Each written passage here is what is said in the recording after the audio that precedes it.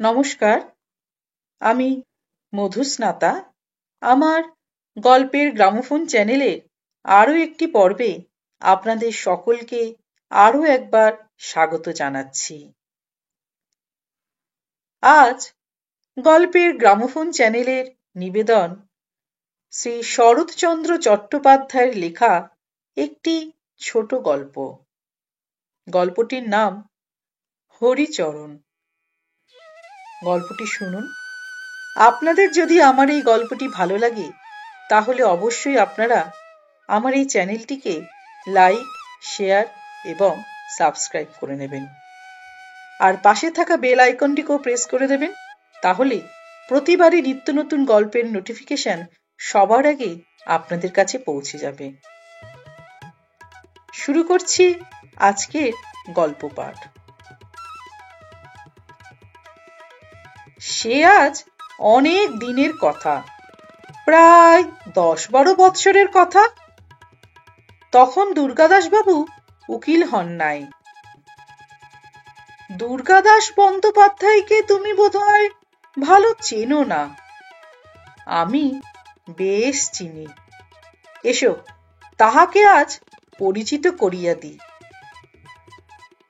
ছেলেবেলায় কোথা হইতে এক অনাথ পিতৃমাতৃহীন কায়স্থ বালক রামদাসবাবুর বাটিতে আশ্রয় গ্রহণ করিয়াছিলেন। সকলেই বলিত, ছেলেটি বড় ভালো, বেশ সুন্দর, বুদ্ধিমান চাকর। দুর্গাদাসবাবুর পিতার বড় স্নেহের ভৃত্য।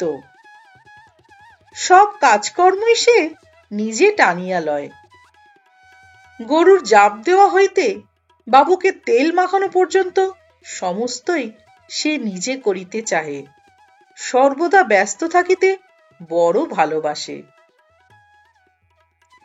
ছেলেটির নাম হরিচরণ। গৃহিণী প্রায় হরিচরণের কাজকর্মে বিস্মিত হইতেন, মধ্যে মধ্যে তিরস্কারও করিতেন। বলিতেন, হরি, অন্য চাকর আছে, তুই ছেলে মানুষ, এত খাটিস কেন? হরির দোষের মধ্যে ছিল সে বড় হাসিতে ভালোবাসিত। হাসিয়া উত্তর করিত, মা, আমরা গরিব লোক, চিরকাল খাটতেই হবে, আর বসে থেকেই বা কি হবে? এইরূপ কাজকর্মে সুখে স্নেহের ক্রোড়ে হরিচরণের প্রায় 1 বৎসর কাল কাটিয়া গেল। সুরো রামদাসবাবুর ছোট মেয়ে। সুরোর বয়স এখন প্রায় 5-6 বৎসর। হরিচরণের সহিত সুরোর বড় আত্মীয় ভাব দেখা যাইত। যখন দুগ্ধপানের নিমিত্ত গৃহিণীর সহিত সুরো দণ্ডযুদ্ধ করিত, যখন মা অনেক অযথা বচসা করিয়াও এই ক্ষুদ্র কন্যাটিকে সমতে আনিতে পারিতেন না, এবং দুগ্ধপানের বিশেষ আবশ্যকতাও তাহার অভাবে কন্যারত্নের আশু প্রাণ বিয়োগের আশঙ্কায় শঙ্কায়িত হইয়া বিষম ক্রোধে সুরবালার গণ্ডদ্বয় বিশেষ টিপিয়া ধরিয়াও তাহাকে দুধ খাওয়াইতে পারিতেন না, তখনও হরিচরণের কথায় অনেক ফল লাভ হইত। যাক, অনেক বাজে কথা বকিয়া ফেলিলাম। আসল কথাটা এখন বলি, শোনো। না হয় সুরো হরিচরণকে ভালোবাসিত। দুর্গাদাসবাবুর যখন 20 বৎসর বয়স, তখনকার কথাই বলিতেছি। দুর্গাদাস এতদিন কলিকাতাতেই পড়িত। বাড়ি আসিতে হইলে স্টিমারে দক্ষিণ দিকে যাইতে হইত। তাহার পরেও প্রায় হাঁটা পথে 10-12 ক্রোশ আসিতে হইত। সুতরাং পথটা বড় সহজগম্য ছিল না। এই জন্যই দুর্গাদাসবাবু বড় একটা বাড়ি যাইতেন না। ছেলে বিয়ে পাশ হইয়া বাড়ি আসিয়াছে। মাতা ঠাকুরানী অতিশয় ব্যস্ত। ছেলেকে ভালো করিয়া খাওয়াইতে দাওয়াইতে, যত্ন আত্মীয়তা করিতে, যেন বাটিশুদ্ধ সকলেই একসঙ্গে উৎকণ্ঠিত হইয়া পড়িয়াছে।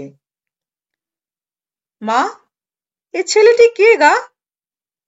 মা বলিলেন, এটি একজন কায়েদের ছেলে, বাপ মা নেই, তাই কর্তা ওকে নিজে রেখেছেন।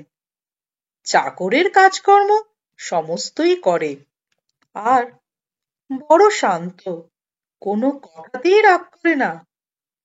আহা, বাপ মা নেই, তাতে ছেলে মানুষ আমি বড় ভালোবাসি। বাড়ি আসিয়া দুর্গাদাসবাবু হরিচরণের এই পরিচয় পাইলেন। যাহা হোক, আজকাল হরিচরণের অনেক কাজ বাড়িয়া গিয়াছে, সে তাহাতে সন্তুষ্ট ভিন্ন অসন্তুষ্ট নহে। ছোটবাবুকে মানে দুর্গাদাসকে স্নান করানো, দরকার মতো জলের গাড়ু, ঠিক সময় পানের ডিবে, উপযুক্ত অবসরে হুঁকা ইত্যাদি জোগাড় করিয়া রাখিতে হরিচরণ বেশ পটু। দুর্গাদাসবাবুও প্রায় ভাবেন ছেলেটি বেশ ইন্টেলিজেন্ট, সুতরাং কাপড় কোচানো, তামাক সাজা প্রভৃতি কর্ম হরিচরণ না করিলে দুর্গাদাসবাবুর পছন্দ হয় না। কিছু বুঝি না, কোথাকার জল কোথায় দাঁড়ায়। মনে আছে কি, একবার দুজনে কাঁদিতে কাঁদিতে পড়ি বড়ই দুরূহ তত্ত্ব। আমার বোধহয় সব কথাতেই এটা খাটে। দেখেছ কি, ভালো থেকে কেবল ভালোই দাঁড়ায়, মন্দ কি কখনো আসিয়া দাঁড়ায় না? যদি না দেখিয়া থাকো তবে এসো, আজ তোমাকে দেখায় বড়ই দুরূহ তত্ত্ব। কথা কয়টি সকলের বুঝিতে পারা সম্ভবও নয়, প্রয়োজনও নাই, আর আমারও ফিলোজফি নিয়ে ডিল করা উদ্দেশ্য নহে। তবু আপোষে দুটো কথা বলিয়া রাখায় ক্ষতি কি? আজ দুর্গাদাসবাবুর একটা জাঁকালো ভোজের নিমন্ত্রণ আছে, বাড়িতে খাইবেন না, সম্ভবত অনেক রাত্রে ফিরিবেন। এইসব কারণে হরিচরণকে প্রাত্যহিক কর্ম সারিয়া রাখিয়া শয়ন করিতে বলিয়া গেছেন। এখন হরিচরণের কথা বলি। দুর্গাদাসবাবু বাহিরে বসিবার ঘরেই রাত্রে শয়ন করিতেন। তাহার কারণ অনেকেই অবগত নহে। আমার বোধহয় গৃহিণী বাপের বাড়িতে থাকায় বাহিরের ঘরে শয়ন করায় তাহার অধিক মনোনীত ছিল। রাতে দুর্গাদাসবাবুর শয্যা রচনা করা, তিনি শয়ন করিলে তাহার পদসেবা ইত্যাদি কাজ হরিচরণের ছিল। পরে বাবুর রীতিমতো নিদ্রাকর্ষণ হইলে হরিচরণ পাশের একটি ঘরে শুইতে যাইত। সন্ধ্যার প্রাক্কালেই হরিচরণের মাথা ঢিপ ঢিপ করিতে লাগল। হরিচরণ বুঝিল জ্বর আসিতে আর অধিক বিলম্ব নাই। মধ্যে মধ্যে তাহার প্রায়ই জ্বর হইত, সুতরাং এসব লক্ষণ তাহার বিশেষ জানা ছিল। হরিচরণ আর বসিতে পারিল না, ঘরে যাইয়া শুইয়া পড়িল। ছোটবাবুর যে বিছানা প্রস্তুত হইল না, এ কথা আর মনে রহিল না। রাত্রে সকলেই আহারাদি করিল, কিন্তু হরিচরণ আসিল না। গৃহিণী দেখিতে আসিলেন, হরিচরণ ঘুমাইয়া আছে। গায়ে হাত দিয়া দেখিলেন গা বড় গরম। বুঝিলেন জ্বর হইয়াছে, সুতরাং আর বিরক্ত না করিয়া চলিয়া গেলেন। রাত্রি প্রায় দ্বিপ্রহর হইয়াছে। ভোজ শেষ করিয়া দুর্গাদাসবাবু বাড়ি আসিয়া দেখিলেন শয্যা প্রস্তুত হয় নাই।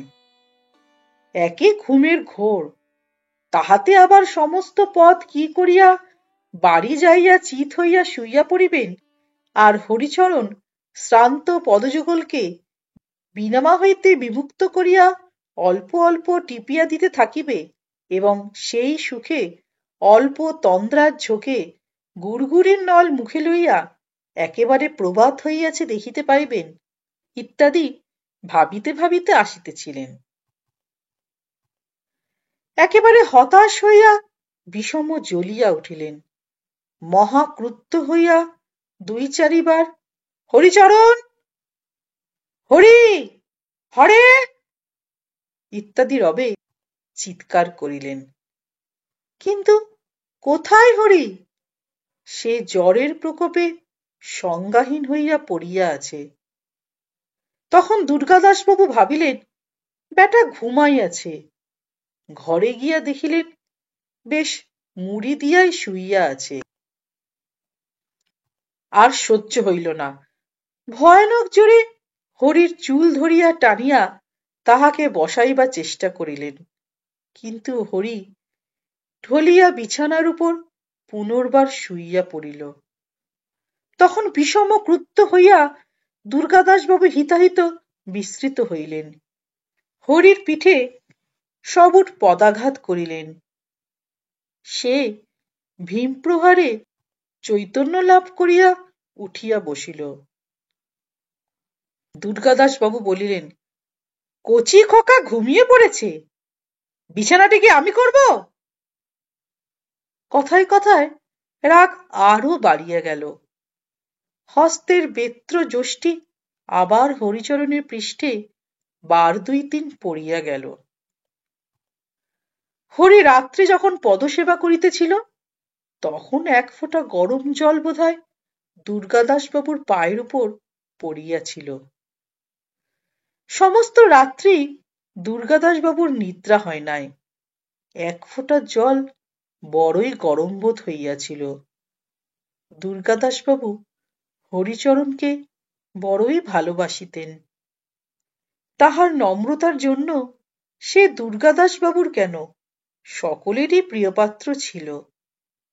বিশেষ এই মাসখানেকের ঘনিষ্ঠতায় সে আরো প্রিয় হইয়া দাঁড়াইয়াছিল। রাত্রে কতবার দুর্গাদাসবাবুর মনে হইল যে একবার দেখিয়া আসেন কত লাগিয়াছে, কত ফুলিয়াছে। কিন্তু সে যে চাকর, তা তো ভালো দেখায় না। কতবার মনে হইল একবার জিজ্ঞাসা করিয়া আসেন জ্বরটা কমিয়াছে কিনা, কিন্তু তাহাতে যে লজ্জা বোধ হয়। সকালবেলায় হরিচরণ মুখ ধুইবার জল আনিয়া দিল, তামাক সাজিয়া দিল। দুর্গাদাসবাবু তখনও যদি বলিতেন, আহা সে তো বালক মাত্র, তখনও তো তাহার 13 বর্ষ উত্তীর্ণ হইয়া যায় নাই। বালক বলিয়াও যদি একবার কাছে টানিয়া লইয়া দেখিতেন তোমার বেতের আঘাতে কিরূপ রক্ত জমিয়া আছে, তোমার জুতার কাঠিতে কিরূপ ফুলিয়া উঠিয়াছে, বালককে আর লজ্জা কি? বেলা 9টার সময় কোথা হইতে একখানা টেলিগ্রাম আসিল। তারের সংবাদে দুর্গাদাসবাবুর মনটা কেমন বিচলিত হইয়া উঠিল। খুলিয়া দেখিলেন স্ত্রীর বড় পীড়া। ধরাস করিয়া বুকখানা এক হাত বসিয়া গেল। সেই দিনই তাহাকে কলিকাতায় চলিয়া আসিতে হইল। গাড়িতে উঠিয়া ভাবিলেন, ভগবান, বুঝিবা প্রায়শ্চিত্ত হয়।